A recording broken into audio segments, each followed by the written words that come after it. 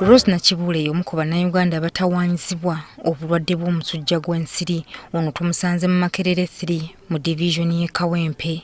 Banne tuyisiddwa bubi nnyo nnyo kubanze lunaku olumu nabeerako wano n'abaana bange bananga balwadde emisujja. Nakibule agamba nti asaasaanya emitwalo 5 okwejjanjaba n'abaana be buli lwe bafuna obulwadde buno. Ne babajjanjaba mu kiriniki sente ne zinzigwako ne bansindika ne ngenda paka Komamboga. Ab'ebyobulamu batubuulidde nti abantu mu Makerere 3 batawaanyizibwa nnyo omusujja gw'ensiri.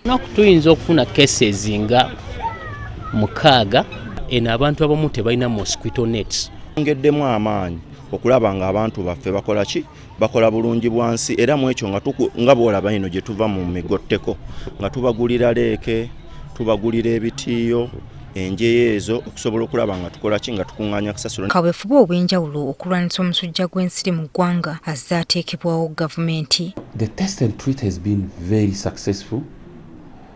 Over 95% of people who present with fever get tested. Uganda has distributed over 100 million mosquito nets. Kyokka wadde guli gutyo omusujja gukyatawaanya Bannayuganda nga kiva ku bantu okwesulirayo ogwa nnaggamba ku kulwanyisa omusujja gw'ensiri. Because they have underestimated malaria.